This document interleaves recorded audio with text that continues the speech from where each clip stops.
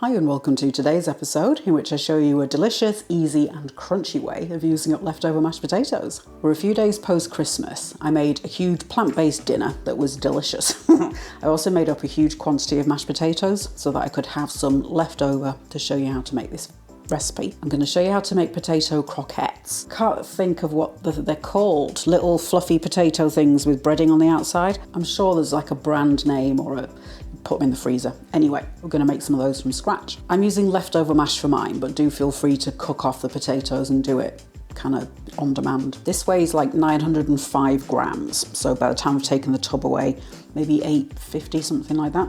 But you just want a quantity of mash. I had planned on doing some of them as kind of bubble and squeak. It's like a potato fritter with cabbage and onions in it. I'm still in COVID recovery and I'm struggling. So we're just gonna do nice and easy ones today. So some, I'll do half the quantity just plain, and then the other half I'm gonna put some cheese in. I'd planned on finally slicing some sprouts, Brussels sprouts, and chopping up some spring onions, frying those off and then mixing them in. But I set everything up and then had to go lie down for 15 minutes. So I'm just gonna be reasonable. I'm doing mine on the hob, so I'm gonna kind of shallow deep fry them sort of thing. So I filled that up with about 1/3 of oil. I'm gonna start that heating up. This is an induction stove, so you've got to do things really slowly, otherwise you can buckle the bottom of the pan. I don't think I've made croquettes before, so I was having a quick look online just to get some ideas. Some recipes, you put eggs in it and then you heat everything up and then cool it down, blah, blah, blah, blah. Too much work.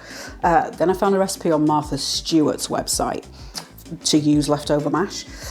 So I thought, well, I'll just kind of base mine on that. It did say if you've added things like milk to the mash, what it can happen is it creates a lot of steam as the milk heats up, and that can make the croquettes fall apart. So the suggestion is to add a bit of flour. I'm going to use plain white gluten-free flour. Gluten-free flour is lighter because it hasn't got the gluten in there, obviously, but just use plain regular wheat flour, not a problem. This is made of different starches and flours. So there's potato, rice, tapioca, buckwheat and maize. So it should be nice and light as well. We'll do 2 spoons of the gluten-free flour. It's probably like a 1.5 tablespoons, something like that. Give this a good mix together. I'm also adding a little bit more salt in there. It just depends on how much seasoning you put when you made the mash in the first place. And what I'll probably do is fry off a little test one, just to make sure that it doesn't fall apart. If you are making this from scratch, you're gonna need to cool down the potatoes once you've mashed them, because otherwise it's gonna be almost impossible to shape them. So then I'm just gonna kind of flatten this down into one layer, just then I can figure out how much I'm going to use before putting the cheese in. I'll do all of the croquettes and then put them on the board and then fry them in batches. Taken a lump of them and then with clean hands obviously, just kind of roll it into shape. You can do these any kind of shape you want really. You could do flat patties if you want, you know, like a circle. Yeah, I think that's kind of perfect size. So I'm kind of compressing it a little bit first, just to eliminate any big gaps of air or anything. You can see I keep my skin on my mashed potatoes. I just prefer the flavour. But if you don't want the skins in there, feel free to pass it through a sieve, something like that. And then I might actually just roll them a little bit, just to get it flat on the outside. Got the 5 croquettes there. Now I'm going to add some cheese into the remaining mixture. I'm using the Cathedral City plant-based. It's got a nice kind of mature cheddar sort of flavour to it. So that's the amount of cheese I used. I used like 75 grams of cheese, half a cup, something like that, 3/4 maybe. And then just mix the cheese into the potato. Now adding this cheese could do one of 2 things. It could either really help and bind everything together or make it fall apart even more. I don't know, but it's made with starches, I think this one. So let's start shaping these ones. So same principle. Give it a good smush just to eliminate any air pockets. A nice roll. If you wanted to do this with sweet potato, I think you'd probably have to add more flour. You could also add things like ground flax seeds, ground chia, something like that. That will help absorb some of the liquid. There's all the croquettes, nicely rolled out. So these are the cheesy ones, those are the plain ones, and then I might use that as a little test one. I'm going to set up everything I need for the crumb coating. So I'm going to do a couple spoonfuls of the gluten-free flour. I'm using panko for mine, which is like a Japanese breadcrumb. They're very crispy and light. For the liquid egg kind of stuff that you use for breadcrumbing, I'm going to use this Oggs. The US equivalent would be Just Egg. So I'll gloop in 3-4 tablespoons, something like that. I'm going to thin it down with a bit of oat milk. Yeah. That's kind of the consistency you want. Not too thick, not too thin. I'll leave everything to the side just in case I need to top anything up. So I'm going to do them, I think, in batches of 4 because I don't want to overcrowd the pan. I'll do the little test one first. So I'm rolling that in the flour, just the gluten-free flour, into the egg mixture. And you want to keep one hand for wet, one hand for dry. So just turning it around in the eggy mixture. Let the excess dribble off, and then into the crumbs, like that. The oil's heated to around 200 degrees C, which is around 400 Fahrenheit. I'm going to drop in the little test one.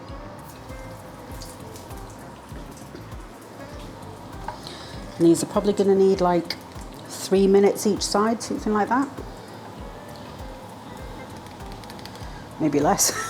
That's very quick. If you want to test if the oil's hot enough, you can either chuck in a cube of bread or apparently sticking the end of a wooden spoon in. And if it bubbles around the spoon, then you know it's a good temperature. Maybe another minute. And then I'll push the pan off the heat, finish crumbing the rest of them, and then you can do it that way. Because I'm not going to have time to be messing around with wet hand, dry hand, gloopy hand. What you can also do for this kind of thing is make up a huge batch of them if you've got the time and patience, and then just stick them in the freezer and then reheat them in the oven or in the air fryer, which is what I'm going to do. The great thing about reheating in an air fryer is it forces a lot of the oil back out again. So there we are, nice little golden bowl. So I'm going to drain that on some paper towel, give it a little wibble around, and then just repeat with the other ones. Smaller might have been better, just to make it a bit easier to handle. Oh well, hindsight. In fact, I'm going to do the batch that I've got rolled. Yeah, I'm just going to do 3 because otherwise it's going to get overcrowded. So my stove, it goes up to 9 and I've got it on a 6. That seems to be a good temperature for this. So if yours goes up to 5, you want it on like 3, maybe 3 and a bit, something like that. But this mixture seems perfect, it's not falling apart. I picked these up on a whim from the supermarket called Farfar. It's like little puff type things, so I'm going to chuck some of those in for fun. Why not? The sound has suddenly changed. I think what's happened is the coating has split. Yeah, so a lot of moisture from the potatoes is coming out, but that's okay. Just be very mindful when you're deep frying stuff because the potential for injury is quite high, so don't have your face or anything right over the pan. Transfer them onto the paper towel. Cut through the little fun-funs, Farfars, whatever we call them. So let's just throw those in, see what happens.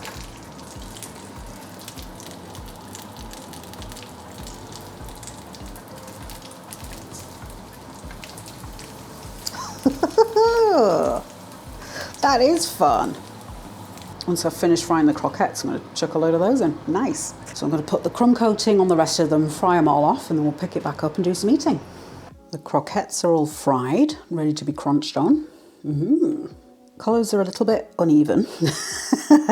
And as you can see by the quantity, I've had a little bit of a nightmare.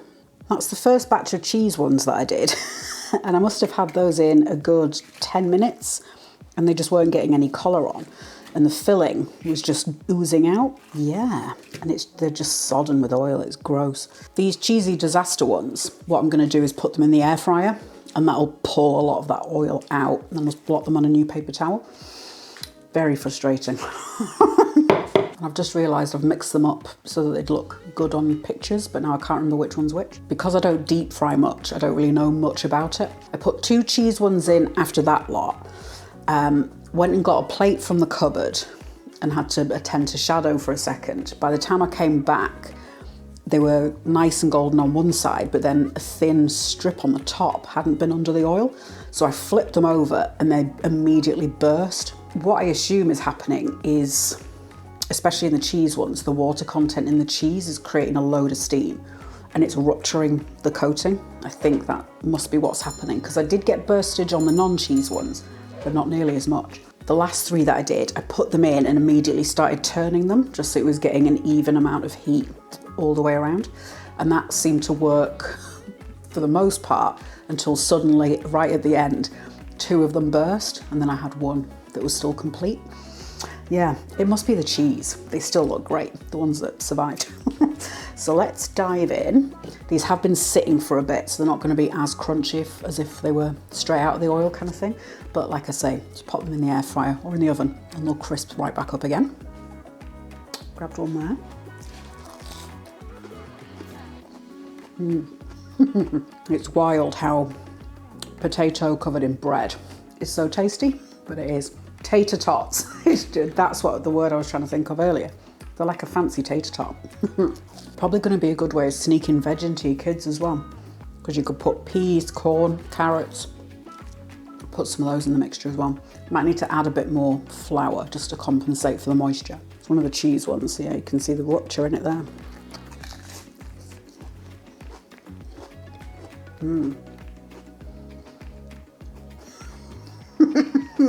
They were tasty anyway, but then putting the cheese in there. Fried off all of the farfar. I thought initially I'd have to put some salt on the outside, but there must be salt in the mixture because they've got a really nice taste. I found these in the world food section at Sainsbury's, but I think they're an Indian snack. So have a look in your Indian supermarket and grab some. The fatigue is now catching up with me rather rapidly, and there's oil everywhere, so I'm going to do a big cleaning job. But a very tasty way of using up some leftover mash. Yeah, and you can add different things in there, get some vegan bacon, fry that off for a few minutes until it's slightly golden, mix that into it as well with some cheese. Delicious. Yeah, so there's lots of ways of adapting the base recipe and take it into different directions. Yeah, I'm going to clean up, sit down, dunk those in some ketchup. Yep. I'll say a huge thank you and a great big happy new year to my supporters over on Patreon. It's really nice to have a little community that supports all of my endeavours. If you want to join up, I'll leave the link down in the description for you. You also get access to behind the scenes content, viewers polls, the film and TV chat that we've got going on. If you're doing Veganuary but you don't really know where to start, if you like this video and subscribe to the channel, tap the bell icon if you want notifications as soon as a new video is released. That way you'll get lots of plant-based recipes coming your way each week. And then while you're waiting, have a look at this.